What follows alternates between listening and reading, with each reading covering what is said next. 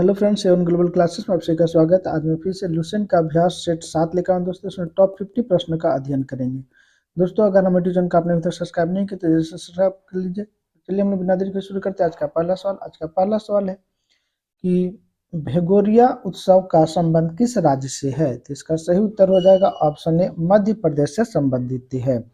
अगला प्रश्न है कि वॉलीबॉल के खेल में खिलाड़ी किसके बाद अपना स्थान बदल सकता है। तो इसका सही उत्तर हो जाएगा इनमें से कोई नहीं। अगला प्रश्न है कि भारत और पाकिस्तान के बीच शिमला समझौता कब हुआ था। तो इसका सही उत्तर हो जाएगा ऑप्शन बी, 2 जुलाई 1972 ईस्वी को भारत और पाकिस्तान के बीच शिमला समझौता हुआ था। अगला प्रश्न है कि नाथपा झकरी जल विद्युत परियोजना किस राज्य में स्थित है। तो इसका सही उत्तर हो जाएगा ऑप्शन सी, हिमाचल प्रदेश में स्थित है। अगला प्रश्न है कि लघु ज्वार भाटा कब आता है। इसका सही उत्तर हो जाएगा ऑप्शन सी, शुक्ल सप्तमी के दिन लघु ज्वार भाटा आता है। अगला प्रश्न है कि रावी नदी का प्राचीन नाम क्या थी। इसका सही उत्तर हो जाएगा ऑप्शन ए, पुष्पनी जो है रावी नदी का प्राचीन नाम है। अगला प्रश्न है कि एक मुद्रा जिसकी विनिमय दर में लगातार गिरने की प्रवृत्ति हो वह क्या कहलाती है। तो इसका सही उत्तर हो जाएगा ऑप्शन डी, गर्म मुद्रा कहलाती है। अगला प्रश्न है कि संपूर्ण क्रांति विचारधारा किसने प्रस्तुत किया था। तो इसका सही उत्तर हो जाएगा ऑप्शन सी, जयप्रकाश नारायण जी ने संपूर्ण क्रांति का विचारधारा प्रस्तुत किए थे। अगला प्रश्न है कि सदीर किसका पुराना नाम है। तो इसका सही उत्तर हो जाएगा ऑप्शन ए, भारतनाट्यम का पुराना नाम सदीर है। अगला प्रश्न है कि रेखांकित चेक वह है जिसको भुगतान जा सकता है, वह केवल किस में जाएगा। तो इसका सही उत्तर हो जाएगा बैंक के माध्यम से ही सिर्फ भुगतान किया जा सकता है। अगला प्रश्न है कि भटकल बंदरगाह किस राज्य में स्थित है। तो इसका सही उत्तर हो जाएगा ऑप्शन सी, कर्नाटक राज्य में भटकल बंदरगाह स्थित है। अगला प्रश्न है कि विश्व की सबसे बड़ा डेल्टा सुंदरवन डेल्टा का क्षेत्रफल कितना है। तो इसका सही उत्तर हो जाएगा ऑप्शन डी, 75,000 वर्ग किलोमीटर सुंदरवन डेल्टा का क्षेत्रफल है। अगला प्रश्न है कि खुला आकाश नीति ओपन स्काई स्कीम क्या है। तो इसका सही उत्तर हो जाएगा ऑप्शन सी, नगर विमान मंत्रालय द्वारा निर्यात संवर्धन के लिए प्रारंभ की गई एक नई योजना है। अगला प्रश्न है कि भारत सरकार की राजस्व प्राप्तियों में इनमें से क्या शामिल नहीं होता है। तो इसका सही उत्तर हो जाएगा ऋणों की वसूली शामिल नहीं किया जाता है। अगला प्रश्न है कि रैयतवाड़ी व्यवस्था के लिए दक्षिण भारत का सर्वाधिक उपयुक्त माना जाता है क्योंकि। तो इसका सही हो जाएगा उपयुक्त में से सभी। इन हिस्सों में बड़े जमींदारों के अभाव से अस्थायी बंदोबस्ती की संभावना नहीं थी। दक्षिण और दक्षिण पश्चिम भारत में उपजाऊ मिट्टी एवं अनुकूल जलवायु उपलब्ध थी। कंपनी की अत्यधिक भू राजस्व मिलने की आशा थी। अगला प्रश्न है कि निम्नलिखित में से किस वर्ष को भारतीय स्वतंत्रता संग्राम का विभाजन बिंदु माना जाता है। तो इसका सही उत्तर हो जाएगा 1905 ईस्वी को भारतीय स्वतंत्रता संग्राम का विभाजन बिंदु माना जाता है। अगला प्रश्न है कि निम्नलिखित में से कौन सा सत्याग्रह आंदोलन किसानों से संबंधित नहीं था। तो इसका सही उत्तर हो जाएगा ऑप्शन बी, अहमदाबाद सत्याग्रह आंदोलन जो था यह किसानों से संबंधित नहीं थे, ये कपड़ा मिलों के मजदूरों से संबंधित आंदोलन था। अगला प्रश्न है कि कॉमनवेल्थ खेल कितने वर्ष बाद आयोजित किया जाता है। तो इसका सही उत्तर हो जाएगा ऑप्शन डी, 4 वर्षों के बाद कॉमनवेल्थ गेम का आयोजन किया जाता है। अगला प्रश्न है कि लाइव डिटेक्टर यंत्र से सूचना मिलती है। तो इसका सही उत्तर हो जाएगा शरीर की नाड़ी या श्वसन की गति में हो रहे परिवर्तन से यह डिटेक्ट करता है। अगला प्रश्न है कि किसी अक्रिय गैस में के 72 कक्षा में इलेक्ट्रॉनों की संख्या कितनी हो सकती है। तो इसका सही उत्तर ऑप्शन सी, 8 होगी। अगला प्रश्न है कि मायोसिन प्रोटीन पाई जाती है।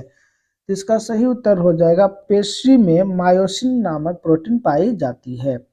अगला प्रश्न है कि परमाणु सिद्धांत के जन्मदाता कौन है। तो इसका सही उत्तर हो जाएगा ऑप्शन बी, जॉन डाल्टन है।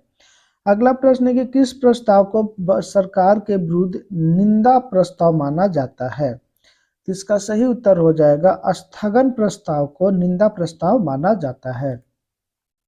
अगला प्रश्न है कि यदि भारत में नियंत्रक महालेखक परीक्षा पर कदाचार तथा असमर्थता का आरोप लगाया जाता है तो वह पदयुक्त क्या होगा? तो इसका सही उत्तर हो जाएगा ऑप्शन ए संसद के दोनों सदनों का समावेदन पर होगा।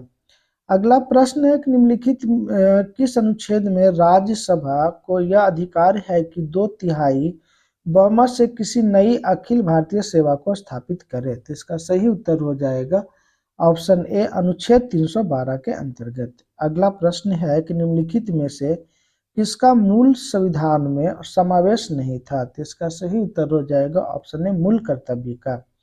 अगला प्रश्न है कि औरंगजेब की मृत्यु के उपरांत सर्वाधिक समय तक भारत शासन करने वाला बादशाह कौन था? तो इसका सही उत्तर हो जाएगा ऑप्शन डी मोहम्मद शाह। अगला प्रश्न है कि सल्तनत काल में मुस्लिम वंशों में उत्तराधिकारी का नियम था। उत्तराधिकारी का क्या नियम था? तो इसका सही उत्तर हो जाएगा ऑप्शन बी सबसे शक्तिशाली उम्मीदवार अमीरों की सहायता से गद्दी पर अधिकार कर लेता था। अगला प्रश्न है कि मोहम्मद तुगलक ने किस वर्ष अपनी राजधानी दिल्ली से दौलताबाद परिवर्तित की थी? तो इसका सही उत्तर हो जाएगा ऑप्शन बी 1327 ईस्वी में। अगला प्रश्न है कि वैडाडीला किस खनिज उत्पादन के लिए प्रसिद्ध है? तो इसका सही उत्तर हो जाएगा ऑप्शन सी लोहा के लिए प्रसिद्ध है। अगला प्रश्न है कि निम्नलिखित में से कौन सा कथन सही नहीं है? तो इसका उत्तर हो जाएगा ऑप्शन डी उपयुक्त में से कोई नहीं। पहला दिया हुआ कि रावत भाटा परमाणु शक्ति केंद्र कहाँ स्थित है? तो गुजरात नहीं होकर के ये जो है ये राजस्थान में स्थित है। नरोरा परमाणु शक्ति केंद्र कहाँ स्थित है? तो ये उत्तर प्रदेश में स्थित है। कहाँ है? तो उत्तर प्रदेश में स्थित है।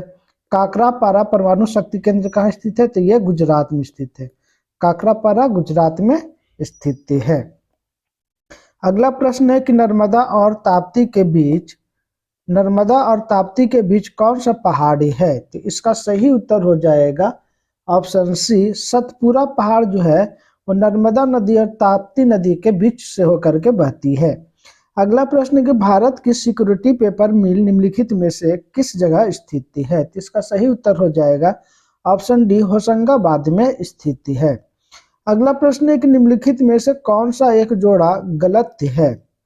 तो इसका सही उत्तर हो जाएगा ऑप्शन डी कथक जो है वो सियाराम तिवारी से संबंधित ये गलत है। अगला प्रश्न है कि संविधान के किस भाग को भारत का मैग्ना कार्टा कहा जाता है? तो इसका सही उत्तर हो जाएगा ऑप्शन बी भाग 3 को भारत के संविधान का मैग्ना कार्टा कहा जाता है। अगला प्रश्न है कि हीरक जयंती कितने वर्ष के अंतराल पर मनाई जाती है? तो इसका सही उत्तर हो जाएगा ऑप्शन सी 60 वर्ष के अंतराल पर हीरक जयंती मनाई जाती है। अगला प्रश्न है कि किसी श्रेणी के यौगिक के दो क्रमागत सदस्यों के बीच H2 का अंतर रहने पर उस श्रेणी को क्या कहते हैं? तो इसका सही उत्तर हो जाएगा ऑप्शन बी समजातीय श्रेणी कहा जाता है। अगला प्रश्न है कोलाइडी का उदाहरण माना जाता है, तो इसका सही उत्तर हो जाएगा ऑप्शन डी गोंद जो है ये कोलाइडी का एक उदाहरण है। अगला प्रश्न है कि गैस से भरे एक जार में गुलाब का रंगीन फूल गिरने पर रंगहीन हो जाता है, तो जार में कौन सी गैस है? तो इसका सही उत्तर हो जाएगा ऑप्शन डी क्लोरीन गैस स्थित है। अगला प्रश्न है कि सामान्य स्वस्थ मनुष्य का रक्तदाब कितना होता है? तो इसका सही उत्तर हो जाएगा ऑप्शन बी 180/80 mm होता है। अगला प्रश्न है कि एक सींग वाले गैंडे किस अभयारण्य में पाए जाते हैं? तो इसका सही उत्तर हो जाएगा ऑप्शन ए काजीरंगा अभयारण्य असम में पाए जाते हैं।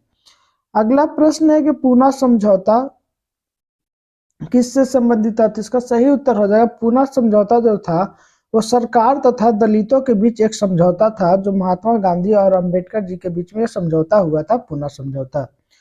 अगला प्रश्न है कि महात्मा गांधी ने हरिजन यात्रा कहाँ से प्रारंभ किए?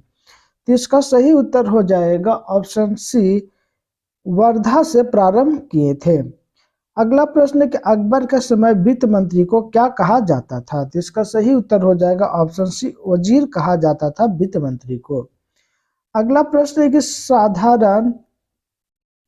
साधारणतः कितने सिख मिसलों का उल्लेख मिलता है? तो इसका सही उत्तर हो जाएगा ऑप्शन सी, 12 सिख मिसलों का उल्लेख मिलता है। अगला प्रश्न है कि विजय स्तंभ का निर्माण किसने करवाया था? तो इसका सही उत्तर हो जाएगा ऑप्शन सी, राणा कुंभा ने विजय स्तंभ का निर्माण करवाए थे। अगला प्रश्न है कि